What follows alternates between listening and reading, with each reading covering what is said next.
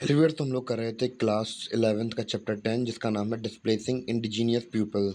तो डिस्प्लेसिंग का मतलब जैसा कि हम लोग स्टार्ट करते हैं अपना चैप्टर बिना किसी देरी के और चैप्टर का नाम को समझने से ही स्टार्ट करेंगे। डिस्प्लेसिंग का मतलब होता है हटाना।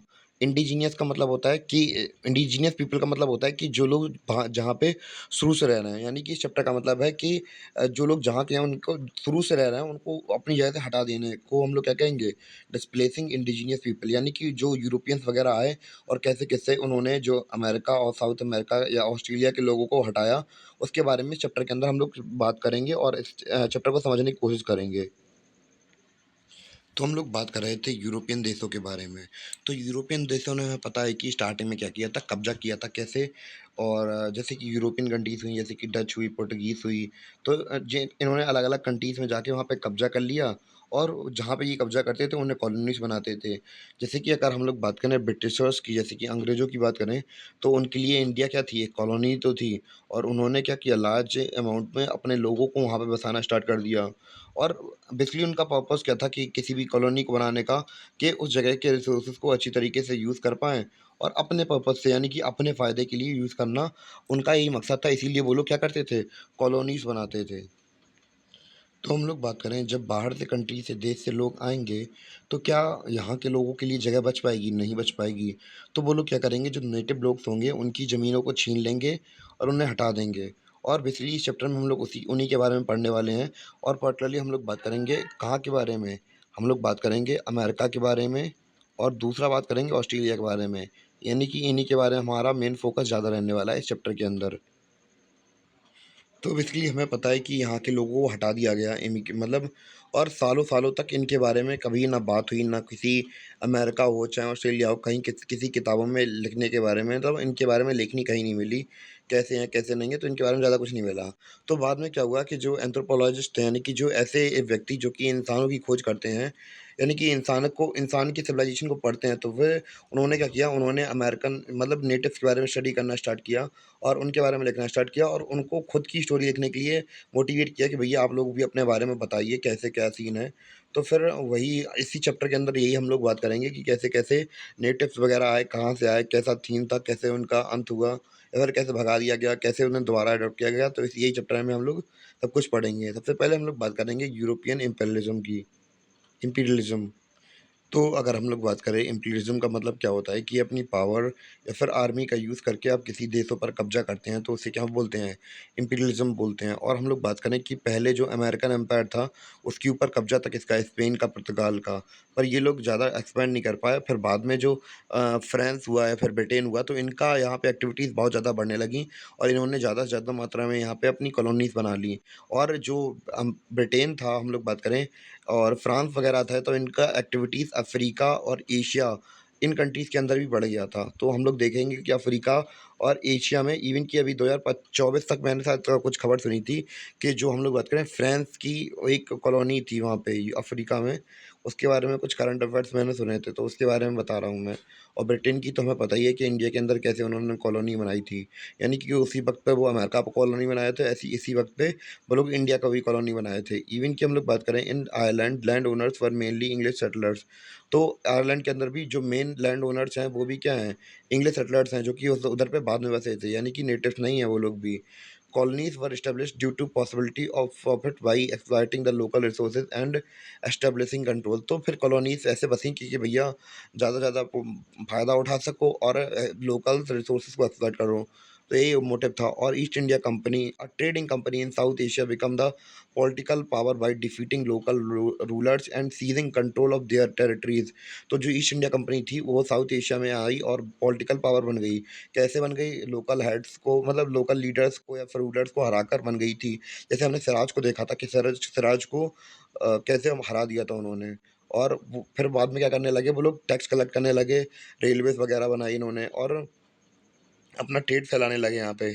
और यूरोपियन कंट्रीज़ एग्रीड टू मतलब यूरोपियन कंट्रीज़ आपस में राज़ी हो गई कि हम लोग अफ्रीका को अलग-अलग हिस्सों में बाँट ले रहे हैं। तो जो वर्ड इस्तेमाल किया गया है, सेटलर्स, ये इस्तेमाल किया गया है। डच, जो कि लोग थे कहाँ के, नीदरलैंड के, इन साउथ अफ्रीका। और ब्रिटेन कहाँ पे थे, आयरलैंड में, New Zealand and Australia and Europeans in America. Europeans थे अलग-अलग जगह पे, मतलब इन्होंने कॉलोनीज़ वगैरह बनाई हुई थी। तो हमने देखा कि अलग-अलग जो सेटलर शब्द था वो अलग-अलग लोगों के इसलिए इस्तेमाल किया गया कि जैसे डच वगैरह साउथ अफ्रीका में राज कर रहे थे, ब्रिटिशर्स आयरलैंड में और न्यूज़ीलैंड में और ऑस्ट्रेलिया में अलग-अलग जगह पे ये लोग जाके अपना कॉलोनीज़ वगैरह बसा रहे थे। और इवन की हम लोग बात करें कि इन लोगों को कोई दिक्कत भी नहीं होती थी। अगर दिक्कत होती भी थी तो वहाँ पे जैसे कि इंडिया के अंदर बहुत से लोग कहते हैं कि अगर अगर अंग्रेज़ नहीं होते तो हम लोग यहाँ पे रेलगाड़ी नहीं होती, तो बहुत से लोग ऐसा भी कहते हैं। पर आप लोगों को बता दें कि जो उन्होंने रेलवे वगैरह एस्टेब्लिश कराई, तो वो केवल उन्होंने अपने बेनिफिट के लिए इस्तेमाल करवाई थी। यानी कि उन्हें दिक्कत होती थी यहाँ के जो लोकल रिसोर्सेज होते थे या फिर माल होता था वहाँ भेजने में, तो इस वजह से उन्होंने लोकल ट्रेन एस्टेब्लिश करवाई थी यहाँ पे। ऐसा नहीं है कि आपके पिताजी या फिर दादाजी या फिर मेरे पिताजी या मेरे दादाजी के लिए बनवाई हो उन्होंने। ऐसा कहीं कुछ नहीं था, वो केवल अपना ही फ़ायदा देख रहे थे।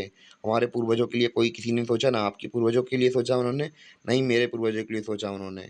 तो फिर इतनी कोई लोड लेने की बात नहीं है, इतना ज़्यादा उनका उदारता वाली बात नहीं है कि बहुत ज़्यादा उदार थे वो लोग। तो हम लोग अब बात करेंगे नॉर्थ अमेरिका के बारे में। तो नॉर्थ अमेरिका कोई जगह का नाम नहीं है, इस पूरे कॉन्टिनेंट का नाम नॉर्थ अमेरिका है, जिसके अंदर कनाडा, यूनाइटेड स्टेट और मेक्सिको आता है। तो हम लोग बात करेंगे कि नेटिव पीपल के बारे में बात कर रहे थे। तो नेटिव पीपल वही होते हैं जो कि एक जगह पे वो पैदा हुए और फिर वहीं बड़े हुए। नेटिव पीपल वही होते हैं। और हम लोग बात करें कि नॉर्थ अमेरिका में ऐसा माना जाता है कि ये लोग कहाँ से आए थे? एशिया से आए थे करीब 30,000 साल पहले, कैसे लैंड ब्रिजेस वगैरह या फिर दूसरे मीडियम से। और हम लोग बात करें कि before the arrival of Europeans they lived in a group alongside river valley. यानी कि यूरोपियन के आने से पहले वो लोग नदियों के किनारे रहते थे, मछली पकड़ते थे, मतलब मीट मछली खाते थे और वेजिटेबल वगैरह उगाते थे, मक्के वगैरह उगाते थे। पर वो लोग ऐसा नहीं उगाते थे कि बहुत ज़्यादा उगाना है, बस केवल उतना ही उगाते थे जितना पर्याप्त हो सके उनके लिए। ऐसा नहीं है कि कुंटलों भर लिया अपनी ग्रैनरीज में और फिर सड़ रहा है, तो ऐसा कुछ सीन नहीं था। वो जितने केवल उतना ही उगाते थे जितनी ज़रूरत होती थी। तो व्यूअर्स हम लोग पहले आपको बता दें कि चैप्टर्स में इंडियंस के बारे में बात होगी, यानी कि रेड इंडियंस के बारे में बात होगी। तो फिर बेसिकली वो इंडिया के कोई लोग वगैरह नहीं थे। तो स्टोरी ये है कि जो कोलंबस से जब वो इंडिया की करने निकले, तो उन्हें यूरोपियंस को किसकी ज़रूरत रहती थी? मसालों की ज़रूरत रहती थी। इस वजह से जो कोलंबस था उसने सोचा कि भैया दुनिया अगर गोल है तो फिर हम लोग इंडिया में जाके क्यों ना वहीं से जाके सामान ट्रेड कर लें। अगर हम लोग बीच से जाते हैं तो बहुत ज़्यादा टैक्सेस देने पड़ते हैं। तो कोलंबस भैया निकले और वहाँ पे वो अमेरिका के पास में पहुँचे, तो वो उन्हें पता लगा कि यहाँ पे ये लोग तो इंडियंस हैं। इस वजह से मतलब उन्हें लगा कि वो लोग इंडिया है, तो फिर इस वजह से उन्होंने उसका नाम ही इंडियाज़ रख दिया। तो वहाँ पे लोग जो होते हैं, नेटिव्स लोग होते हैं, तो उन्हें रेड इंडियंस कहते हैं, क्योंकि वो कोलंबस गलती से गलत जगह पहुँच गया था। इस वजह से उसका नाम रेड इंडियंस हम लोग ज़्यादा से ज़्यादा इस्तेमाल करेंगे वहाँ की नेटिव पीपल को डिनोट करने के लिए। और जैसा कि हम लोगों ने इनके बारे में पहले ही बात की थी कि भैया ये लोग ज़्यादा फूड को इकट्ठा नहीं करते थे, केवल उतना ही उगाते थे जितना कि इन्हें ज़रूरत होती थी। और हमें कभी-कभी ऐसा नहीं था कि बिल्कुल बहुत बड़े-बड़े युद्ध देखने को मिले। हमें हाँ, लड़ाई देखने को मिलती थी, पर ऐसी लड़ाइयाँ देखने को मिलती थी जो कि बहुत छोटी होती थी और यहाँ के लोग अलग-अलग भाषाएँ बोलते थे, पर लिखना नहीं जानते थे। हम लोग बात करें इनिशियली तो ये लोग बहुत फ्रेंडली थे और इन्होंने वेलकम किया यूरोपियंस को। पर हम लोग बात करें थोड़ी शायद ग्लिचेस आ रही हैं। तो स्टार्टिंग में ये था कि जो एक्सचेंज में जो लोकल लोग होते थे, वो क्या करते थे, लोकल प्रोडक्ट्स में यूरोपियंस का क्या देते थे उन्हें? ब्लैंकेट्स देते थे, आयरन वेसल देते थे, गन देते थे, अल्कोहल देते थे। और जब उन्हें एक बार लत लग गई तो फिर उन्होंने अपने हिसाब से इन्हें क्या करने लगा, नेटिव्स जब एडिक्टिव हो गए किसके? अल्कोहल के, तो फिर उन्होंने क्या किया, अपने हिसाब से शर्तों को मतलब अपने टर्म एंड कंडीशन पे उन्होंने व्यापार करना स्टार्ट कर दिया। और हम लोग बात करें कि यहाँ पे जो हम लोग बात करें कि ट्रेड पैसों से नहीं होता था। यहाँ पे वैसा सीन चलता था कि अगर गिफ्ट वगैरह दे के ही काम चलता था। ये सीन रहता था। अब हम लोग बात करेंगे म्यूचुअल परसेप्शन की। तो हम लोग बात करेंगे वेस्टर्न जो यूरोपियंस लोग थे, वो अपने आप को इंडिया की तरह, अगर सेम बात वहीं चलती थी, जैसे इंडिया में अपने आप को बहुत ज़्यादा नेता आदमी समझते थे, तो सेम कहानी वहाँ पे भी चल रही थी। तो वो अपने आप को बहुत स्मार्ट समझते थे और अपने आप को सिविलाइज़ समझते थे, क्योंकि उनकी जो लिटरेचर हुई या फिर रिलीजन हुआ, तो ये अपने आप को मतलब अपने आप को एडवांस मानते थे। और वहीं जो नेटिव थे, वो उन्हें क्या लगते थे? अनसिविलाइज़्ड लगते थे, यानी कि अनपढ़ गँवार ऐसे लगते थे। तो जैसे कि वो लोग इंडिया के बारे में सोचते थे। तो फिर कुछ जैसे कि पीपल हुए तो वो उनकी तारीफ़ वग़ैरह भी करते थे उन लोगों की। जैसे कि फ्रेंच फिलोसोफर हुए जीन जैक्यूइस हुए और रूसो हुए। मतलब ये पूरा एक ही नाम है, मैंने गलत बोल दिया। जीन जैक्यूस, रूसो जो कि ऐसा मानते थे कि ये लोग बहुत ज़्यादा सिविलाइज़्ड हैं, जो कि मतलब ऐसा गिफ्ट ये लोग हमें क्या देते हैं, यूरोपियंस को गुड देते हैं और वो यूरोपियंस क्या करते हैं, फ़ायदे के लिए बेचते हैं। तो ये वाला सीन चल रहा था। बहुत बार तो ये होता था कि ये लोग नेटिव्स को ठग लेते थे और उनसे क्या करते थे, नॉर्मल प्राइस पे या कम प्राइस पे चीज़ें ले लेते थे और ये सीन चलता था कि बहुत सारे जो यूरोपियंस थे वो क्या होने लगे, उन्होंने अपनी जो बाहर यूरोप की ज़मीनें थी वो छोड़ दिया और अमेरिका में आके बस गए, सेटल हो गए, क्योंकि भैया यहाँ पे फ़ायदा मिल रहा था। भैया कौन अपना फ़ायदा छोड़ेगा अपने हाथों से, तो किसे अपने हाथों से पैसा जाना अच्छा लगता है, तो ये सारा सीन चल। और यहाँ पे हमें ये देखने को मिल रहा था कि जो यूरोप था वहाँ से भारी मात्रा में लोग आ रहे थे और यहाँ की ज़मीनें, सस्ती ज़मीनें खरीद के नेटिव लोगों की ज़मीन ले रहे थे और 19वीं सेंचुरी के अंत तक हमने देखा कि बहुत सारे लोग यहाँ पे मूव हो चुके थे पहले ही। और हम लोग बात करें कि ब्रिटेन और हम लोग बात करें फ्रांस से जब लोग आए, तो उन्होंने यहाँ पे बहुत सस्ते दामों में ज़मीन खरीद ली और ज़मीन करने खरीदने के बाद वहाँ की ज़मीन साफ़ करवाई और वहाँ पे भारी मात्रा में खेती करना स्टार्ट कर दिया और जानवरों को भी मारने लगे। और स्टार्टिंग में क्या था कि जो अमेरिका है उसके नीचे साइड पे थोड़ी गर्मी पड़ती है, तो फिर इन्होंने नेटिव लोगों को बहुत ज़्यादा खेती करवाई, उन्हें बहुत ज़्यादा मारा। फिर बाद में ये इन्होंने क्या किया कि जो अफ्रीकन स्लेव्स वगैरह थे, तो कॉलोनी तो अफ्रीका के अंदर ही बसाई हुई थी ना, तो वहाँ से भी ये स्लेव्स उठा के लाते और बेचते। और आप लोगों को पता हो कि 18वीं सेंचुरी तक जो हमारे वो क्या था उनका, नील्सन मंडेला नहीं, अब्राहम लिंकन ने जो स्लेव सिस्टम था वो खत्म कराया था अमेरिका के अंदर। वरना सोचिए कितना ज़्यादा हज़ारों सालों तक, इवन कि इंडिया तक में भी हमें पता चलता है कि स्लेव का सिस्टम चलता था, यानी कि लोग स्लेव को पालते थे। और इवन कि आप लोग गुप्ता एम्पायर वगैरह में पढ़ें, तो फिर उसमें आपको बहुत ज़्यादा पता चलेगा कि कैसे लोग स्लेव्स को पालते थे और उनसे जीवन भर काम करवाते थे। और उनकी ज़मीनों को बहुत ज़्यादा सस्ते में खदीरे जाने लगा और उनकी जो इवन की हम लोग बात करें कि मान चलिए कि मैंने कोई ज़मीन खरीदी वहाँ पे, मैंने कह दिया ₹50 दूँगा आपको इसकी, और पहले मतलब ₹50 में खरीद भी ली और बाद में पैसे भी नहीं दिए। तो ये सीन चल रहा था उन लोगों के साथ में। बहुत ज़्यादा एक्सप्लॉइट किया जा रहा था और उनको बेवकूफ़ बनाया जा रहा था। और हम लोग बात करें कि उनको जो पैसे दिए जा मतलब जो दिए मतलब कहे भी जा रहे थे, वो भी नहीं दिए जा रहे थे। और जो वहाँ के लोग थे बिल्कुल छक गए थे इन लोगों से। बट उनका जो हम लोग बात करें, उन लोगों को दबा दिया गया यूएस आर्मी के द्वारा। और हम लोग बात करें कि और भी उनके साथ बहुत सारी अलग-अलग चीज़ें हुई थी, जिनके बारे में हम लोग और एक्सप्लेन करेंगे। जैसे कि हम लोग बात करें कि उन लोगों को वहाँ का सिटीज़न मानने से मना कर दिया, यानी कि आप लोग यहाँ के ही नहीं हैं। यूरोपियंस बाहर से आए भैया, खुद बस गए आके और उनको जहाँ के लोग वैसे पहले से रह रहे थे, उन्हें भगा दिया, उनसे कह दिया हटाओ, अब सिटीज़न नहीं है। पर बाद में जाके देखेंगे तब जाके उनका थोड़ा हृदय परिवर्तन होगा, तब जाके चोंचलेबाज़ी करके उन्हें क्या बनाएँगे, सिटीज़न बनाएँगे वहाँ का। तो यूरोपियंस लोग पहले ये मानते थे कि यहाँ पे क्या है, हो सकता है कि यहाँ पे सोना हो। तो भैया उन्हें जब सही में ट्रेसेस मिले, पता चला कि 1840 में सही में ट्रेसेस मिले कैलिफ़ोर्निया के अंदर कि वहाँ पे सोना है, तो एज़ अ रिज़ल्ट बहुत सारे जो भैया खलबलाहट मच गई पूरे यूरोप के अंदर कि हाँ भैया यहाँ सोना है, सोना है। तो जो यूरोपियंस थे वो जल्दी-जल्दी यहाँ पे आए और यहाँ पे क्या करवाया उन्होंने, कंस्ट्रक्शन वगैरह कराई, रेलवे लाइन्स बिछाई कि भैया यहाँ की जितनी रिसोर्सेज़ हैं, उनको इस्तेमाल कर लो भैया जितनी जल्दी हो सके। अगर नहीं किया तो फिर ये लोग लोकल लोग इस्तेमाल कर लेंगे, तो ये विचारधारा उनके मन में लगी रहती थी। तो जैसा कि हम लोगों ने देखा कि यहाँ पे इतनी ज़्यादा मतलब रेलवे वगैरह डलने लगा था, तो यहाँ पे अब बहुत ज़्यादा मशीनों की ज़रूरत पड़ रही थी। तो यहाँ पे इसीलिए यहाँ पे क्या हुआ, मशीनरी का रेवोल्यूशन वगैरह स्टार्ट हुआ और धीमे-धीमे यहाँ पे मशीनरी वगैरह डेवलप होने लगीं और अलग-अलग पर्पज़ के लिए। अगर हम लोग बात करें, जैसे कि यहाँ पे अब खुद आप लोग पिक्चर्स में देख रहे, तो जब हमने देखा कि यहाँ पे इतनी बड़ी-बड़ी इंडस्ट्रियल रेवोल्यूशन स्टार्ट हो गया अमेरिका में, तो कहीं भी आपको पता होगा कि कहीं भी अगर इंडस्ट्रियल रेवोल्यूशन हो जाता है, तो भैया वहाँ पे कारखानों में काम करने के लिए जॉब्स तो भैया खुली जाती हैं। तो यहाँ पे क्या हुई, creation of jobs resulted in expansion of, sorry यहाँ पे दिक्कत हो गई। तो यहाँ से क्या बहुत सारी जॉब्स बनने लगीं, तो यहाँ पे धीमे-धीमे टाउन्स या फैक्ट्रीज़ वगैरह सब बनने लगीं। तो यूनाइटेड स्टेट की बात करें, तो ये प्योरली डेवलप्ड इकोनॉमी थी 1860s में, पर हम लोग बात करें विदिन 30 ईयर, 30 सालों के अंतराल में ये दुनिया की सबसे बड़ी इंडस्ट्रियल पावर बन गई थी। तो यहाँ पे इतना ज़्यादा रिसोर्सेज थे कि इवन की लोग कहते हैं कि वर्जिन रिसोर्सेज थे। आप लोग अगर थोड़ा बहुत हिस्ट्री वगैरह के बारे में पढ़ें, वर्जिन रिसोर्सेज वही होते हैं जिन्हें कभी किसी ने इस्तेमाल नहीं हुआ है या फिर एक्सप्लॉइट नहीं किया हो। अब जो लोग यहाँ के नेटिव्स यानी कि बहुत समय पहले आ चुके थे, अब वो भैया अंग्रेज़ों से थक चुके थे, ब्रिटिशर्स से थक चुके थे। अब वो चाहते थे कि भैया आप हमें से डेमोक्रेटिक इंडिपेंडेंस कंट्री बना दें इसे, जिससे कि हमें और ज़्यादा वो परेशान ना कर सकें अंग्रेज़ वगैरह। क्योंकि अब भले ही उनके दादा-परदादा रहे हों, पर अब इतना ज़्यादा मतलब रहा नहीं है यहाँ पे थोड़ा बहुत उन्हें। और जब ये लोग डिमांड कर रहे थे कि मोनार्क वगैरह या फिर ज़मींदार नहीं होना चाहिए, तो ये सब केवल किसके लिए कर रहे थे?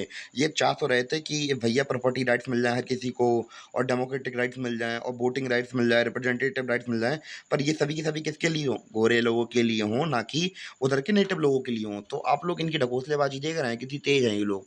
भले ही मैं बुराई नहीं कर रहा किसी की, पर थोड़ी हिपोक्रेसी की भी भाई सीमा होती है। तो भैया बाद में हुआ है परिवर्तन। तो भैया जब मामला सुलझ जाता है, जब आदमी को अपना काम निकल जाता है, तो फिर भैया होता है हृदय परिवर्तन। तो हृदय परिवर्तन हुआ तो 1934 में, कब? 1934 में, अगर हम लोग बात करें कि यहाँ पे क्या हुआ, लोगों को ने जो इंडियंस, तो यहाँ पे क्या हुआ, इंडियन रिकॉग्नाइजेशन एक्ट चलाया गया 1934 में, जिससे कि नेटिव्स को परमिशन मिल गई कि भैया लैंड खरीद सकते हैं। उन्होंने लोन भी दिया जाएगा ज़मीन खरीदने के लिए। और कनाडा के अंदर भी क्या हुआ, कनाडा के अंदर भी 1982 में जो वहाँ के नेटिव्स वगैरह लोग थे, उन्हें भी उनके राइट्स वगैरह दे दिए गए। हम लोग बात करेंगे ऑस्ट्रेलिया के बारे में।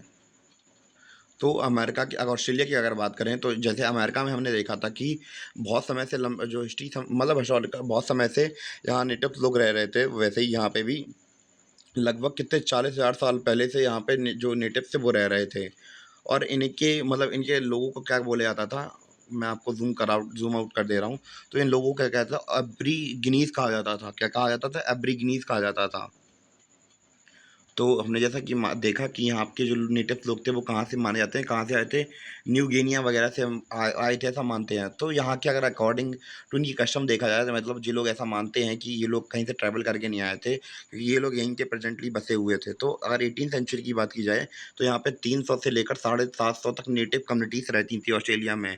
तो कैप्टन कुक ने यहाँ के मतलब ऑस्ट्रेलिया खोजा, और हम लोग बात करें स्टार्टिंग में, तो अच्छी फ्रेंडली रिलेशनशिप बने, पर बाद में जो अमेरिका के साथ कहानी थी, सेम टू सेम वही हमें देखने को मिला यहाँ भी। तो स्टार्टिंग में जैसा कि हमने अमेरिका के अंदर देखा था कि जो लोकल थे वो काफ़ी फैमिली अवेयर थे, हम लोग बात करें फ्रेंडली थे क्रूज़ मेंबर के साथ, यूरोपियन के साथ, बाहर साथ।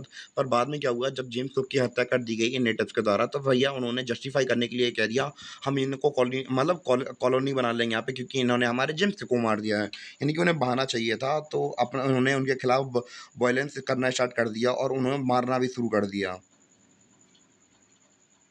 जो ज़्यादातर सेटलर्स थे यहाँ पे हम लोग देखें, तो वो ज़्यादातर क्या थे, जो ब्रिटिश के मतलब क्या उसे मतलब जेल के कैदी थे, और बाद में मतलब जेल के कैदियों को यहाँ छोड़ दिया गया, और बाद में वो लोग यहाँ पे फ्री पीपल की तरह रहने लगे। और हम लोग बात करें कि इन्होंने वहाँ पे बहुत बड़ी-बड़ी सेटलमेंट्स वगैरह बनाने लगे यहाँ पे, सी फार्म्स बनाने लगे, माइंस एस्टेब्लिश कर दी यहाँ पे, और natives were employed in these places but their working condition was very harsh. तो यहाँ पे उन लोगों को एम्प्लॉय तो किया जाता है, यानी कि काम पे तो रखा जाता था, पर उनकी जो लिविंग कंडीशन रखी गई थी, मतलब गुलाम बना के रखा, तो लोग कहाँ नीचे बहुत गंदा बिहेव किया जाता था उन लोगों के साथ। तो ये सारा सीन हमें वहाँ पे देखने को मिल रहा था। फिर हम लोग बात करें 1974 में ये पॉलिसी लाई गई कि भैया इन लोगों को भैया अलाउ करने दो, एंटर करने दो, और इनके बारे में समझने की कोशिश करो। इवन कि 1992 में जो ऑस्ट्रेलियन हाई गवर्नमेंट थी, उन्होंने जो नेटिव्स थे उनके जो राइट छीने गए थे, तो वो 70s के टाइम पे वो वापस कर लिए गए, मतलब वापस दे दिए गए लैंड राइट, मतलब कि जो लोग अपनी लैंड पर क्लेम वगैरह कर सकते हैं। तो उनके साथ भी फिर थोड़ा बहुत हृदय परिवर्तन हुआ, और इनकी कंडीशन धीमे धीमे सही होने लगी। तो ये सारी चीज़ें पढ़ी हम लोगों ने चैप्टर के अंदर, कैसे-कैसे यूरोप में जो यूरोप के लोग थे, उन्होंने अलग-अलग जगह कॉलोनी बनाई, जैसे कि अमेरिका हुआ या फिर ऑस्ट्रेलिया हुआ, और कैसे-कैसे वहाँ के नेटिव पीपल को एक्सप्लॉइट किया। तो यही सारी चीज़ें हमने अपने लेक्चर में समझी, और उम्मीद है कि आपको समझ में आई हों। अगर थोड़ा बहुत भी कहीं डाउट लगे, तो आप लोग कमेंट करिए और मैं आपको उसमें जवाब दे दूँगा। उम्मीद करते हैं कि आपको लेक्चर समझ में आया हो। मिलते हैं अपने अगली वीडियो के साथ, तब तक के लिए धन्यवाद, सायोनारा, बाय-बाय, टाटा।